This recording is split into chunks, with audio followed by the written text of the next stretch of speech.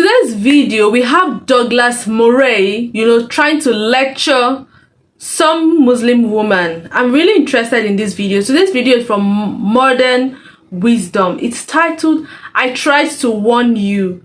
Douglas Murray leaves Muslims speechless with facts. Okay. Before we dive into that, let's introduce ourselves. My name is Ogechi. This is Ogechi Reaction. Welcome to my channel. If this is your first time here, thank you for stopping by. Do want to click on the red subscribe button, like this video, turn on post notification bell to get notified anytime I drop a new video. Like this video, okay, and drop a comment. So it's important you watch through to the end. I'll be dropping my third video in the course of this video and after this video. And also, if you're a returning subscriber or viewer, thank you for coming back. If you're a returning viewer, kindly subscribe and join the army, okay, so you can always see amazing videos I drop every day. Let's get straight into this video. Today's video again is from Modern Wisdom. It's titled, I Tried to Warn You. Douglas Murray leaves Muslims speechless with facts. Let's get into it. But we need to be honest about it. We need to be frank about it, and we cannot avoid things just because they are unpleasant. And if there were one thing I would wish Muslims in Europe could learn today, as fast as possible, it would be this. Douglas Murray has never been one to shy away from hard topics. In this video, he addresses the often neglected topic of Islamic integration in the West, the relationship between Islam, Europe, and the broader challenges of immigration and integration. Douglas Murray has been warning us of mass immigration and the integration of Muslims in the West. Douglas Murray did not hold back. Thank you very much. Tariq says that Europeans associate Islam with violence. There is some truth in that. There is also a very obvious reason for that, which is that Islam is associated with violence. It was not Buddhists who flew planes into the Twin Towers. It was not Hindus or Jews that blew up the London Underground in buses a few years ago. And that simple fact has to be acknowledged if you're even going to start a dialogue. Now, what is happening, ladies and gentlemen, it's not a pantomime. I'd argue that Europe has done not too badly, considering the circumstances. In the middle of the last century, there was an almost negligible Muslim presence in Europe. At the turn of the 21st, in Western Europe alone, there were 15 to 17 million Muslims. That's a very fast migration, ladies and gentlemen, one of the fastest in human history. And no society would find it easy to deal with that kind of migration. As it happens, European societies, Western European societies have, I think, dealt with this much better than some would. Certainly, Muslims coming to live in Britain and in Western Europe enjoy more rights and better rights, among them freedom of worship, than they do in any Islamic country in the earth here today. We do have a problem. We have a problem when the failures of Islam throughout the world, the failures of all Islamic societies, come here into Britain.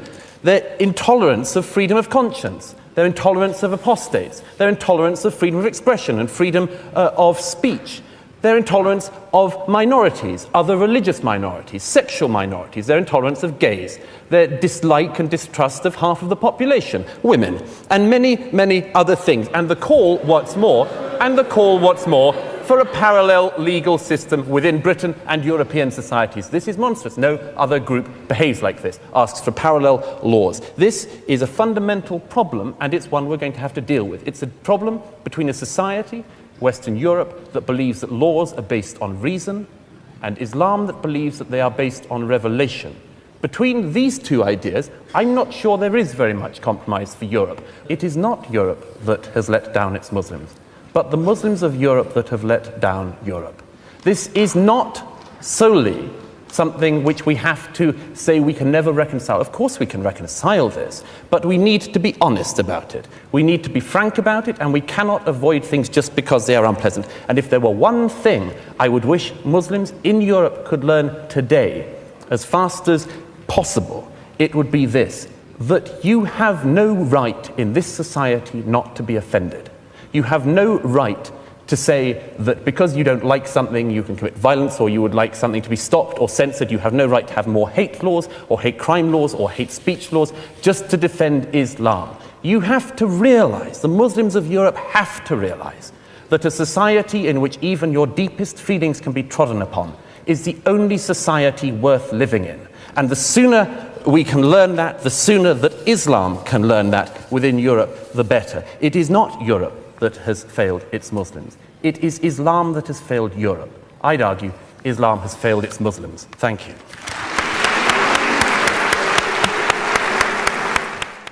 Douglas Murray's assertion that Islamic extremism is a problem imported into Europe, stemming directly from the religion's radical elements, necessitates a deeper exploration. Murray's viewpoint challenges us to differentiate between the peaceful majority of Muslims and the actions of a radicalized minority.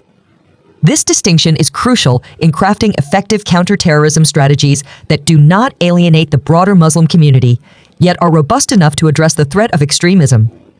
Statistical insights shed light on the complex nature of this issue, with several attacks and thwarted plots reported annually. However, these actions are perpetrated by a very small fraction of the Muslim population in Europe.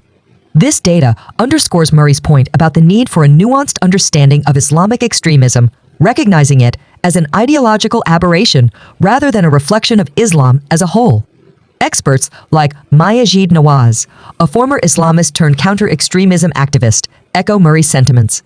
Nawaz advocates for a liberal reform within Islam and the importance of confronting and discrediting extremist ideologies. His work emphasizes the role of ideological narratives in radicalization processes and the necessity of counter-narratives to challenge and replace them.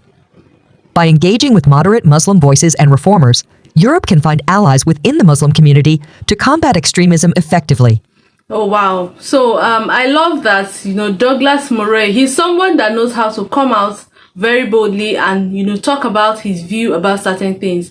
The fact that, something is so difficult to talk about doesn't mean it shouldn't be addressed or confronted. So I think this is a very important and sensitive conversation that needed to be heard. So I think that if there are some allies among the Muslim community, they can be protected and, everybody can live in peace and happily ever after. Anyway, let me know your thoughts and your comments on, this conversation of Muslim moving, drastically and, in large proportion into the Western world, into Europe and all of those things. Let me know your thoughts about this. Let me know what you think. If you actually dropped facts, what do you think could be done better? What are your thoughts and your comments on this particular conversation? I think this kind of conversations needs to be heard, talked about and addressed in time. So this is well heard. Shout out to Douglas. This was